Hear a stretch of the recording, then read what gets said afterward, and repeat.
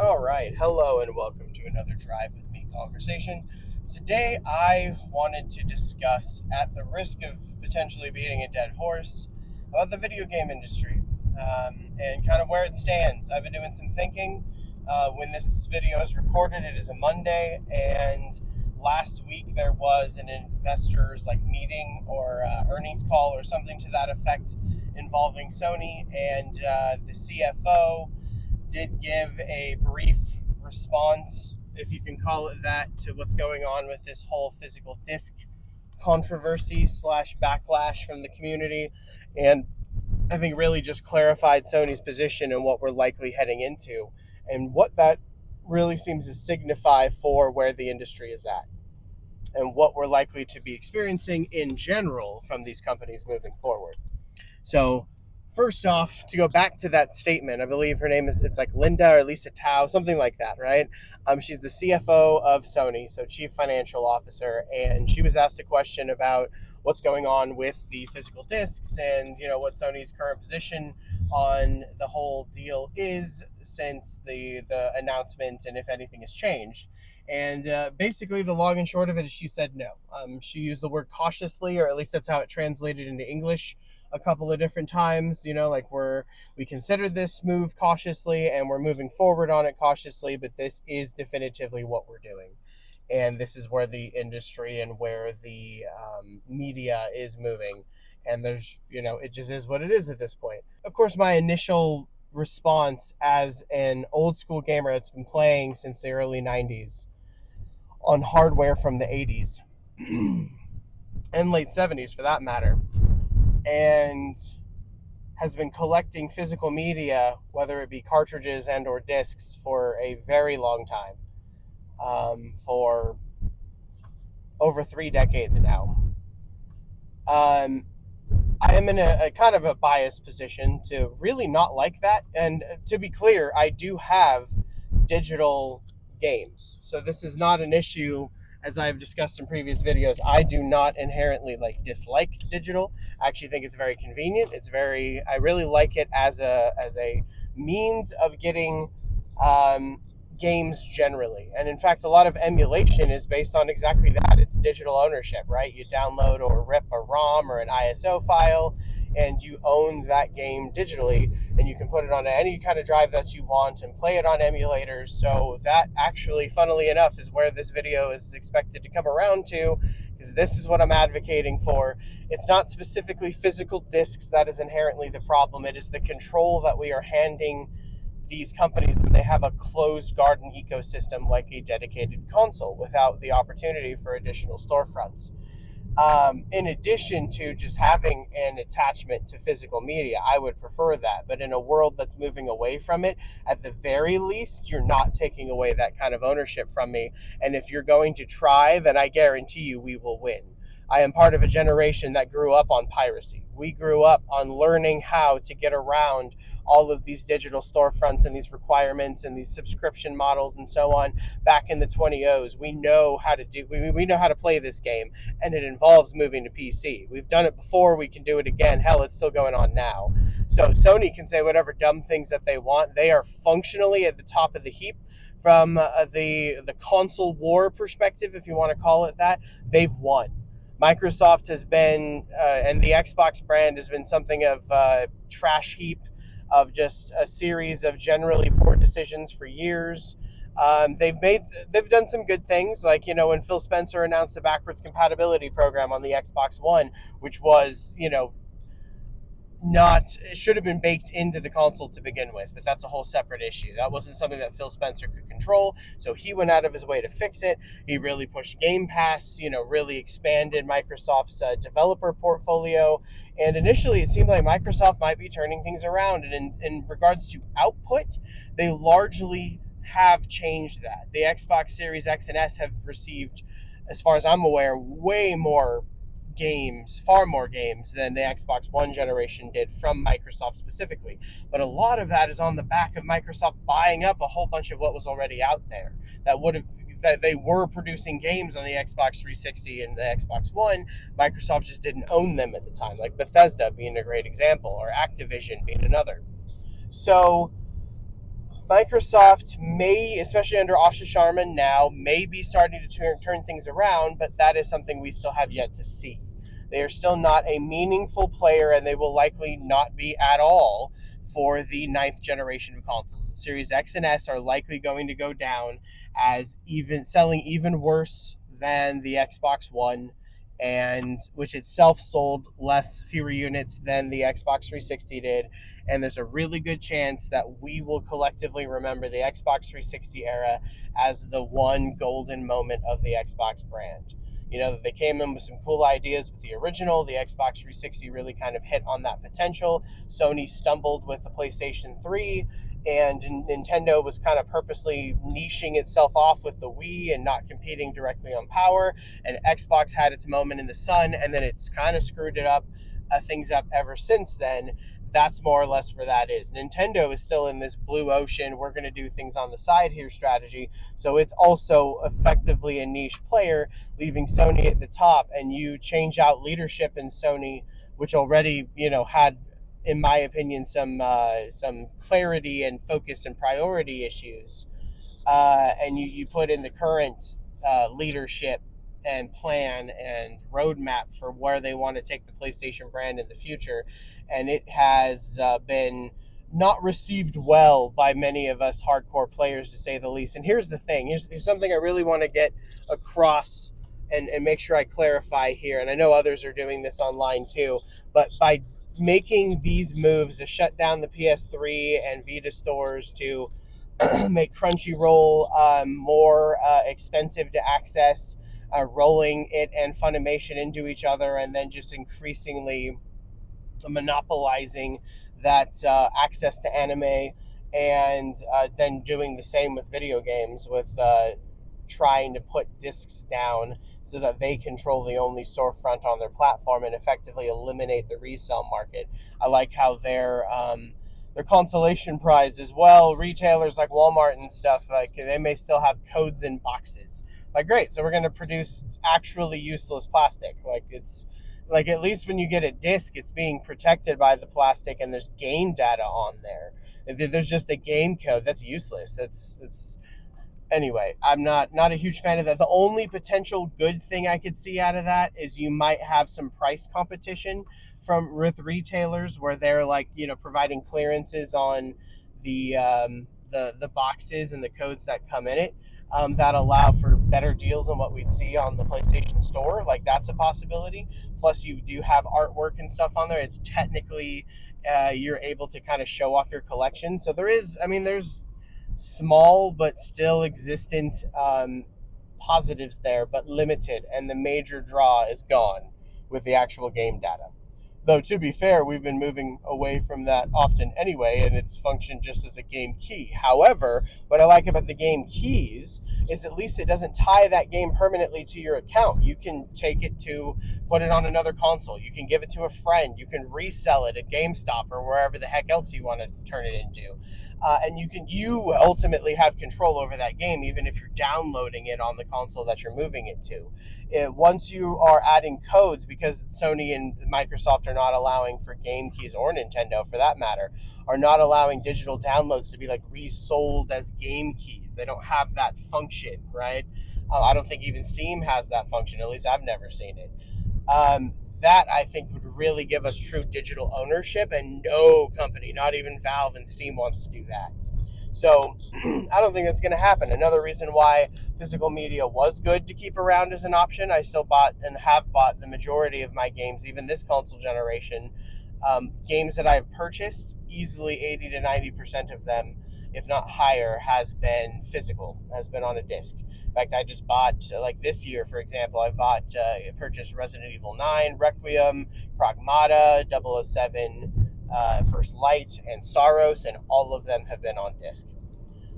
So, and as long as Sony continues to do that, I suppose I will continue to buy physical disc. However, in the meantime, for third-party titles, I'm increasingly moving away from PlayStation already. So Wolverine and God of War La Fey, presuming I end up buying those, which I probably will, those will almost definitely be disc-based on PlayStation. Increasingly third-party, I'm moving to PC. That's just the reality of it. I've dealt with this sense of disappointment in Nintendo in years past and move over to Xbox. I've dealt with disappointment in Xbox, moved over to PlayStation as my primary consoles. And for the record, I still would buy the current gen console from each one of the major console manufacturers, so Sony, Microsoft, and Nintendo. However, whenever I would move from one to the other, that company would definitely lose quite a bit of the money that I would put into that ecosystem. My Xbox 360 library is far larger, for example, than my PlayStation 3 or Nintendo Wii library. My GameCube library, meanwhile, was notably larger than my original Xbox or PS2 library, because I was still kind of Team Nintendo back in the early 20s. I was a preteen. So, all that to say, it's not that I am likely to not ever get a PlayStation 6. In fact, knowing myself and how much I enjoy Sony first-party titles, I probably will eventually, but it's not going to be as high of a priority, and it will likely be only a first-party machine in much the way that the Nintendo consoles have been for me since the mid-20s, when I really switched over to Xbox as my primary platform for gaming. And I think I'm moving over to PC officially now. I've been a PC gamer on the side for a long time. I grew up playing StarCraft and Warcraft and Diablo and Command & Conquer, and basically just RTSs, funnily enough, and mostly Blizzard games. But nonetheless, I've played, dabbled in PC gaming for quite some time, and so it's always been there. It just hasn't been my preferred way to play. And now it increasingly is, because this is kind of ridiculous. And I'm going to try to buy more on GOG, that storefront, because you do actually truly own those games. And I'm not trying to put every game that I own onto a hard drive, otherwise I'd be spending a whole lot on memory.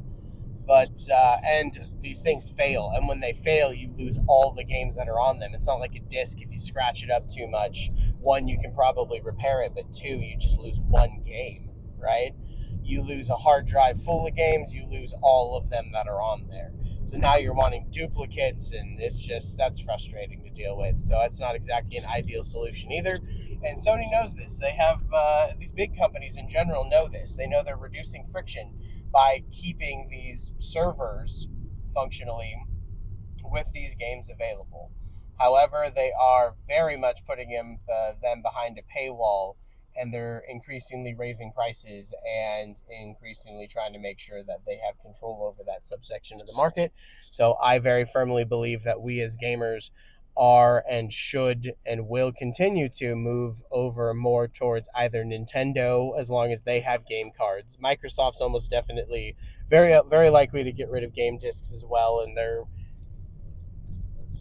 functionally, my Xbox is just a Game Pass machine. I don't think I've bought maybe 2 games on the during the Xbox Series X generation, right? That's it.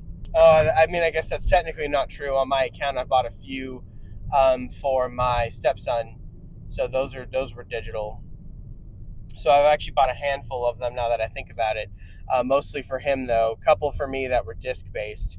And then otherwise, it's just been Game Pass games. So even that's limited. Again, nothing compared, a small fraction of what I've spent on PlayStation 5 games. To a degree, that may move to Nintendo. And for those that are still really wanting at least game key cards that they have more control over, even if they're a download, and or physical media in general through the regular game cards, for those that do, publishers that do put full games on them. I think moving to Nintendo after 2028 is a good idea. The Switch 2 is a pretty solid platform. And really, at this point, it really feels like choosing what console you may want to go with and which company you may trust. Feels like choosing between the lesser of evils, because they are increasingly, all of them are playing more greedy and more like they own their respective section of the market, because they kind of do. Microsoft's throwing its weight around like it's a major publisher, because it is. And Sony's throwing its weight around like it won the console wars, because it functionally did. And Nintendo's over here acting like nobody's going to touch it because its first-party titles kind of keep it and the Switch brand in really high demand, because it does, right? And all of this is real, and it's not, unfortunately, going to change more than likely in the short term. Long term, notably with Sony, upsetting a lot of the core gamers like myself. You're going to have a lot and an increasing number of disproportionately influential people in the community, and like you're already seeing, turn against them. And it's kind of like sanctions on a nation.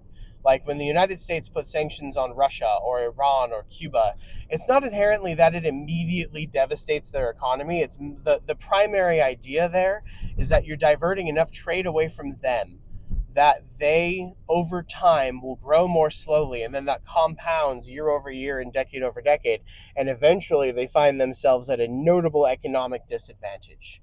And that's exactly what you see. It doesn't mean they can't continue to survive, their regimes don't hold on, but that's exactly what you see. Iran and Cuba's economies, for example, are just a fraction of what they likely would have been had they stayed in the Western alliance system and traded with it, much like China has, for example. There's a reason why certain countries are willing to play the game, if you will, the Western game that America leads, to facilitate their own growth, but often with the priority, and China has made this very clear, with the pretty overt priority of eventually not needing to be beholden to the United States, right? Individually, we're small, but collectively, we are. Like, we gamers collectively, especially the core, those of us that are willing to make YouTube channels and videos about this stuff, those that are go out of their way to build collections and have been for years, we have a disproportionately influential voice in this industry and in this community. And when you have enough of these YouTubers and these gamers that are saying, dude, I'm moving away, and I'm not talking about PlayStation in a positive way nearly as much, and I'm not collecting on PlayStation, and we're doing X, Y, and Z, even if they don't completely follow through, and even if not all of it, some of it smooths over, the likelihood is Sony is unnecessarily putting these sanctions on themselves. So whatever relatively short-term benefits they get from going all digital, I think that initially for a good while they will see some benefit, but their brand is going to suffer. And there's already been a movement towards PC, and now they're giving people even less of a reason to invest in their console ecosystem. And yes, a lot of us have games that you've spent a lot of money on, but a lot of them are also multi-platform. If you spend a bunch of money in Fortnite, right, you can turn around and just play it on PC. You can play it on mobile. It doesn't really matter where you buy those V-Bucks or whatever they're called, right? The like digital currency that you use in these kind of games, they can often be used on different platforms. Roblox is another great example, right? PlayStation is not needed for the vast majority of these experiences that people have. And if you still will likely have the crowd that comes for Call of Duty and Madden and, NBA 2K and, FC, whatever, right? So these games will likely continue to be quite successful, quite big. They'll be big draws, but it doesn't mean that Sony will experience the same growth that they have in the past. Doesn't mean that they'll see the same console sales of the PS6 that they have with the PS4 and 5. And it brings me to a kind of a comment or a thought process I've had lately. And actually, I heard it from, I want to say it was like Hypnotic or another YouTube channel, right, who actually brought it up. But Sony really does seem to be, at least recently, kind of operating in like 3 generation cycles, where there's the first one that's successful, like the original PlayStation. The second one is even more successful by some metrics or another. Like for the PlayStation 2, it was just raw console sales and money that they made. It was notably more. And then they get kind of cocky and overconfident, and they make some notable mistakes, like with the PlayStation 3. PlayStation 4, they kind of get knocked back into gear. They are successful. They kind of reemerge towards the top of the industry. The second, PlayStation 5, is the most, not only is it functionally won the console war like the PlayStation 2 seemed to back in the early 2000s, but the PlayStation 5 is also more profitable, has been more profitable than the previous 4 generations of PlayStation combined, and Sony is acting like it. So going into PlayStation 6, it seems like they're already setting themselves up for some pretty arrogant moves here. And it may not blow back like the PlayStation 3 did. I don't know exactly, none of us know exactly how this is going to play out yet and what it's going to look like. But I wouldn't be surprised at all if they come to the PlayStation 6 show and they launch, and within a relatively short amount of time, they start realizing, oh, there isn't the same demand here. There isn't the same positive hype. There isn't the same conversation around it, at least not positively. There isn't the same mainstream or core gamer support that they've had throughout much of their past, and it starts translating into other people that are tangentially related, and then eventually it trickles down to more and more casual gamers as well, going in other directions. And we're in a world of mobile devices and much more common PC gaming in general, and of like the Nintendo Switch too. So you still have a desire for certain specific games. Often a less expensive console like the Switch will be just fine for a lot of these people. So you'll still have some that really specifically want that console set up and so on, but now you're also getting like Valve entering the market, for example, going for the Steam Deck and the Steam machine. So you have a market that is and has been regularly changing, and Sony seems to be playing like it's still 10 years ago, like they're still at the top of their game with the PlayStation 4. And that's not the case. Not only with hardware sales and dropping in large part due to price rises, which are things that admittedly many of these companies can't control, but then to turn around and make such anti-consumer moves on top of that is really incredibly short-sighted. And I know the idea of corporations being short-sighted and so on is not exactly new or unheard of or even uncommon, unfortunately. But this seems to be where we're at.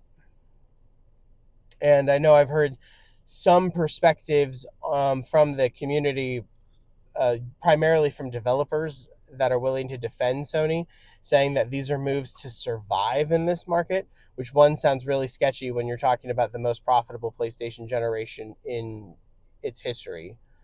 Two, the nature of surviving in this market is largely, I think, due to their own poor decisions financially related to a lot of their live service games and their hugely expanded, just ballooning budgets for video games. If you notice, Nintendo's not dealing with that. Valve isn't dealing with that. Even Microsoft is starting to right that ship, but Sony is still continuing to double down on live service nonsense. Not that they can't have a couple of big investments, but they're going to put a whole lot more money into this live service endeavor than they seem to be getting out of it, and that's likely to continue for the foreseeable future. Maybe they get their big Fortnite hit, but it seems unlikely. And they're very likely going to come back and realize that, hey, the first party single player market that we kind of have not necessarily eliminated, but definitely diminished, is really where we probably should have been and stayed. That's just, that might just be the wishful thinking of an old millennial gamer here that prefers single player experiences and really loved PS4 first party titles. But nonetheless, it still wouldn't surprise me if that's the realization they come back to. And then they may, after 2028, circa 2029, 2030, when the PlayStation 6 maybe isn't selling as well and they have even fewer first party titles than they used to, and they're chasing that live service genie even more. And they may very well turn around and realize that a lot of their core fan base has just left them because they keep ignoring us and they're cautiously moving forward. You may find you cautiously move forward without the rest of us to back you up. Many of us that have a disproportional amount of money that we spend on the PlayStation brand and have for years, and a disproportional influence on where a lot of gaming dollars go. And that tends to be a slow but steady effect, and Sony's doing it all on their own. I don't think we need to organize blackouts. I don't think we need to organize boycotts. I think ultimately we vote with our wallets, but it's an over time thing. This is not something that happens immediately. I don't suspect anyway that we change Sony's mind and they all of a sudden start producing discs again before 2028. I think they are committed to this. I do think they took a long time to think about it. I think it's something they've been wanting to do for a long time, and I don't think this is going to change it at all, this backlash. What I do suspect is going to happen is they're going to be realizing when it's too late that they've been chipping away at their own brand loyalty, and they're going to find that the money and the growth just isn't there anymore. And it's not that PlayStation is going to die. It's not that PlayStation is going away. It's that it will start to hurt, and then it will likely take some time. It might even take the whole PS6 generation, but I can pretty much guarantee that at some point they will start going at it. Will likely involve a change of leadership too. I don't think this current CEO this current executive structure is going to be the ones to do it. They will probably bring in somebody else to kind of play damage control, kind of like Asha Sharma with Phil Spencer and Phil Spencer with I forget the guy's name before him.